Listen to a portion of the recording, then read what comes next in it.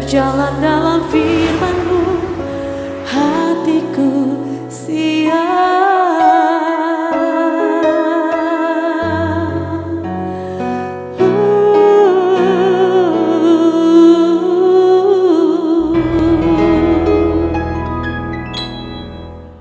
Shalom God Lovers, sedang berjumpa kembali dalam program Raised in God malam hari ini.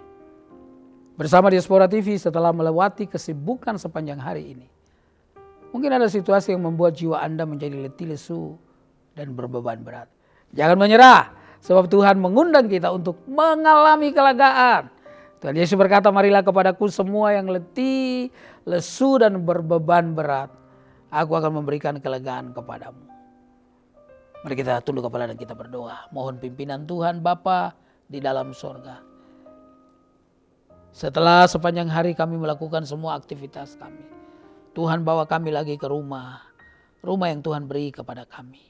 Rumah yang Tuhan membentuk kami masing-masing. Rumah di mana kami menikmati semua keindahan yang indah bersama dengan keluarga kami. Terima kasih Bapa dalam sorga. Tolong kami semua malam hari ini supaya firman Tuhan menyegarkan, firman Tuhan menolong, firman Tuhan menjawab, firman Tuhan membuat kami beristirahat dengan tenang di dalam Engkau. Dalam nama Yesus kami berdoa. Amin. Baik, kita akan membaca firman Tuhan dari Yohanes pasal yang kedua. Injil Yohanes pasal yang kedua, ayat yang ke-8 sampai ayat yang ke-11. Firman Tuhan berkata begini, lalu kata Yesus kepada mereka, sekarang cedoklah dan bawalah kepada pemimpin pesta. Lalu mereka pun membawanya. Setelah pemimpin pesta itu mengecap air yang telah menjadi anggur itu. Dan ia tidak tahu dari mana datangnya. Tetapi pelayan-pelayan yang mencedok air itu mengetahuinya. Ia memanggil mempelai laki-laki dan berkata kepadanya, setiap orang yang menghidangkan anggur yang baik dahulu, dan sesudah orang puas minum, barulah yang kurang baik. Akan tetapi engkau menyimpan anggur yang baik sampai sekarang. Hal itu dibuat Yesus di Kana yang di Galilea sebagai yang pertama dari tanda-tandanya, dan dengan itu ia telah menyatakan kemuliaannya dan murid-muridnya percaya kepadanya. God lovers, saudara yang terkasih di dalam Tuhan. Rumah tangga memang Tuhan yang dirikan karena inisiatifnya berasal daripada Tuhan. Adam dan Hawa diberkati oleh Tuhan. Dan melalui Adam dan Hawa itu saudara dan saya ada saat ini. Karena lembaga keluarga itulah Tuhan yang dirikan. Maka saya percaya Tuhan juga bertanggung jawab untuk lembaga itu.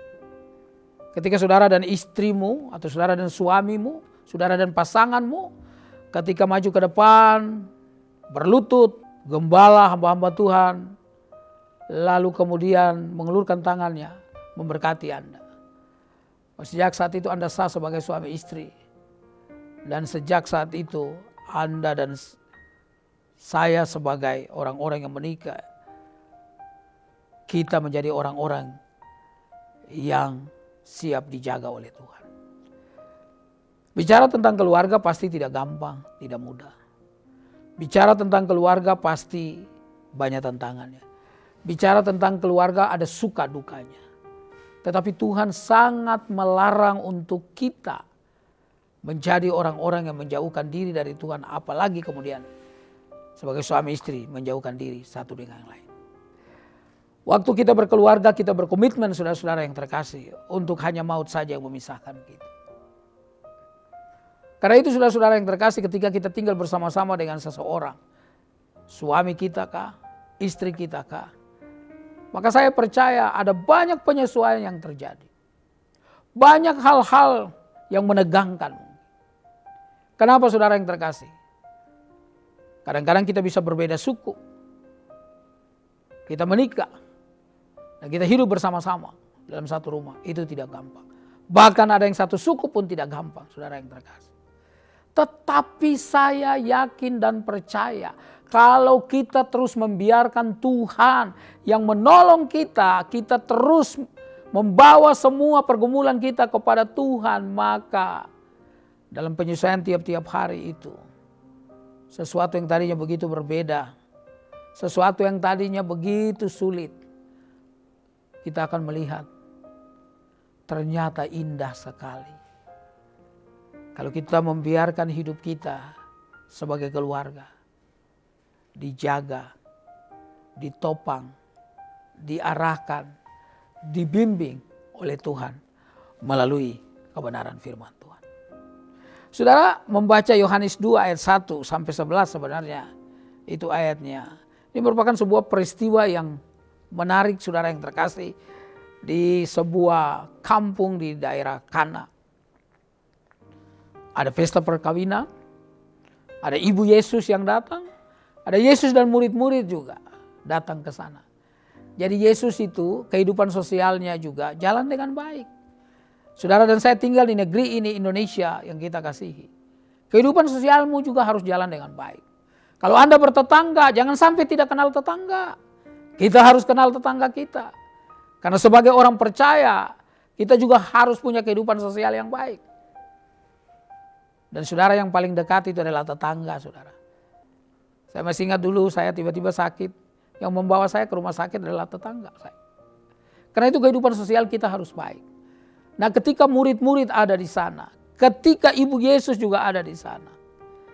Lagi sedang berpesta, pengantin dengan teman-temannya datang. Barangkali ada keluarga-keluarga mereka datang. Ada orang-orang berkumpul, ada para undangan. Mungkin ada orang-orang yang terhormat di kampung itu datang. Tapi tiba-tiba ada sebuah peristiwa yang sangat tidak mereka harapkan terjadi. Kehabisan anggur. Mungkin keluarga ini, saudara yang terkasih, mereka termasuk keluarga yang dilihat oleh orang-orang di sekitar mereka. Artinya orang-orang mengenal mereka sebagai keluarga yang baik, yang punya pengaruh sehingga ada banyak orang datang. Tapi persoalannya anggur habis saudara. Persoalannya anggur habis. Dan itu sebuah kebutuhan di dalam sebuah pesta yang gak boleh habis saudara-saudara yang terkasih. Kepanikan terjadi. Ada bayang-bayang rasa malu yang besar sedang menanti. Karena itu saudara-saudara yang terkasih di dalam Tuhan Yesus.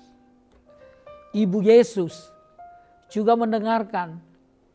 Dan dia tahu bagaimana akibatnya nanti kalau tidak ditolong. Dia tahu bagaimana orang akan memperguncingkan hal ini. Masa sudah tahu banyak orang datang tidak menyiapkan anggur yang cukup. Saudara yang terkasih di dalam Tuhan Yesus. Dalam hidup kita kadang-kadang kita mengalami hal yang demikian. Ada hal-hal yang dalam hidup kita yang kita tiba-tiba mengalaminya. Kaget tapi tidak tahu mau buat apa. Tapi kita bersyukur ada ibu Yesus yang kemudian lapor sama Yesus dan bilang sama Yesus, mereka kehabisan anggur. Mereka kehabisan anggur. Tidak tahu lagi mau buat apa. Ada bayang-bayang rasa malu yang besar yang sedang menanti keluarga ini di depan. Saudara yang saya kasih di dalam Tuhan. Kalau saudara membaca di peristiwa ini waktu Yesus melapor. Maksud saya waktu ibu Yesus melapor kepada Yesus. Saudara-saudara yang terkasih. Dia bilang begini kepada ibunya. Ayat 4. Kata Yesus kepadanya, mau apakah engkau daripadaku? Saatku belum tiba.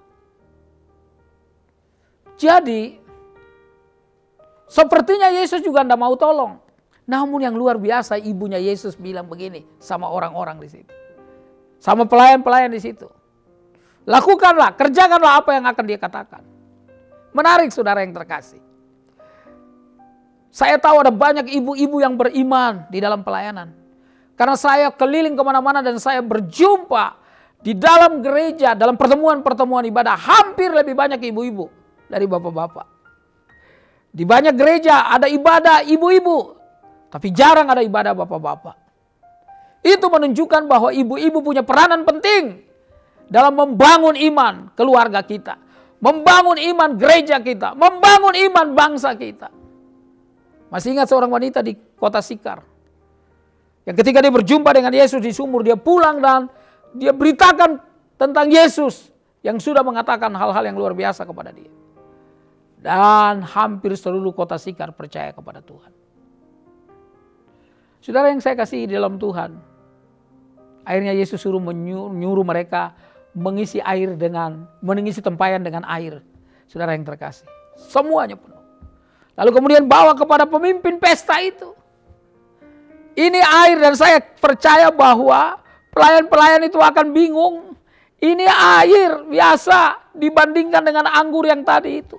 Tapi begitu pemimpin pestanya, saudara-saudara yang terkasih, mencicipi, oh anggurnya rasanya sama baik persis dengan anggur yang sudah habis itu. Saudara, kenapa demikian? Karena Yesus selalu memberikan yang terbaik dalam hidup kita sebagai keluarga. Membuat pemimpin pesta itu heran dan berkata, biasanya orang menyajikan anggur yang baik dulu, lalu kalau sudah habis diberikan yang kurang baik. Tapi kenapa pesta di tempat ini anggur dari awal sampai akhir itu bagus terus, baik terus? Yesus memberkati kita bukan berkat yang asal-asalan, tapi berkat yang terbaik. Ini yang selalu menggugah saya untuk beri yang terbaik kepada Tuhan. Ini yang harus menggugah setiap kita supaya beri yang terbaik kepada Tuhan. Jangan asal-asalan, Bapak Ibu yang terkasih. Saya kadang-kadang suka himbau hal-hal yang praktis, yang sederhana seperti ini. Kalau Anda makan siang, Anda bisa habiskan uang 50.000, lalu Anda kasih persembahan 10.000. Menurut saya Anda merendahkan Tuhan. Dia harus mendapat yang terbaik dari kita juga. Bapak Ibu yang saya kasihi di dalam Tuhan Yesus, Allah pasti menjaga keluarga kita. Sudah pasti.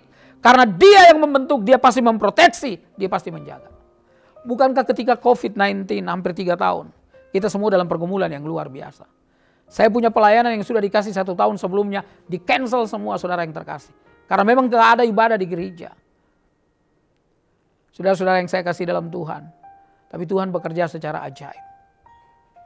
Satu kali saya dapat telepon dari seorang ibu. Lalu dia bilang, Pak, saya belum kenal Bapak. Tapi nama Bapak ada di list kami. Dan kami akan memberkati Bapak. Sampai sekarang saya nggak tahu ibu itu siapa.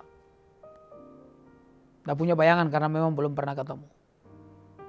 Tapi ini sekali lagi yang membuktikan bahwa Tuhan pasti menjaga yang namanya keluarga.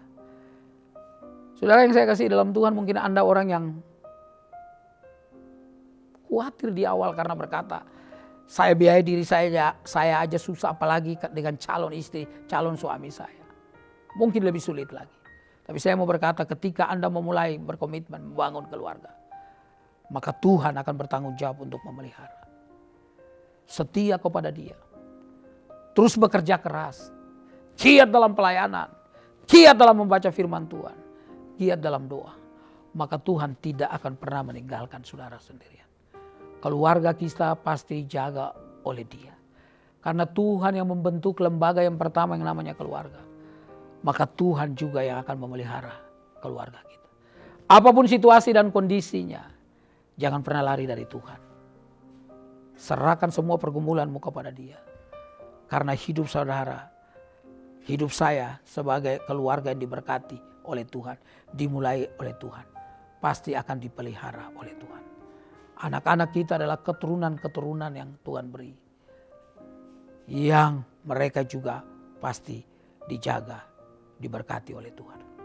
Karena itu saudara-saudara yang terkasih, setelah Anda pulang kerja malam hari ini, sebelum Anda beristirahat, mari renungkanlah firman Tuhan ini. Lalu ucapkan syukurmu kepada Tuhan dan berkata, terima kasih Tuhan.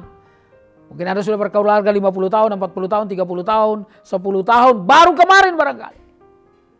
Yakinkan dirimu dan keluargamu bahwa keluarga kita dibentuk dan karena itu pasti dijaga oleh Tuhan Yesus sendiri. Tunduk kepala kita berdoa. Bapa di dalam surga, kami bersyukur untuk keluarga kami yang Tuhan bentuk dan Tuhan pelihara. Kami berdoa situasi-situasi kadang-kadang yang timbul di sekitar kami membuat kami sulit dalam pergumulan dan ada hal-hal yang kami sulit untuk jawab. Tapi bukankah perkawinan di Kana juga adalah sesuatu yang bisa membuat keluarga ini menjadi malu. Tapi ada Yesus di sana dan Yesus membuat sesuatu yang luar biasa menjadi kesaksian. Kalau Yesus yang memberkati, maka Dia selalu memberikan yang terbaik. Ampuni kami kalau selama ini kami berikan sisa-sisa, waktu kami yang sisa, persembahan kami yang sisa-sisa. Kami mau Tuhan mulai hari ini, kami memberikan kepada Engkau juga yang terbaik. Karena itu yang Tuhan sudah lakukan untuk kami. Terima kasih Bapa dalam surga, kami menyerahkan waktu istirahat kami hanya di dalam nama Tuhan kami Yesus Kristus. Amin. Saudara, jika saat ini Anda atau keluarga mengalami pergumulan dan membutuhkan dukungan doa, di layar saudara ada nomor telepon yang bisa Anda hubungi. Tim doa kami akan mendoakan saudara. Silahkan jika Anda ingin memberikan komentar di ruang komentar di channel Diaspora TV. Mazmur 4 ayat 8-9 berkata, Engkau telah memberikan sukacita kepadaku lebih banyak daripada mereka ketika mereka kelimpahan gandum dan anggur. Dengan tentram aku mau memberikan diri lalu segera tidur. Sebab hanya Engkaulah ya Tuhan yang membiarkan aku diam dengan aman. Selamat beristirahat dan nikmatilah Rest in God malam hari ini. Tuhan Yesus memberkati. Hatiku siap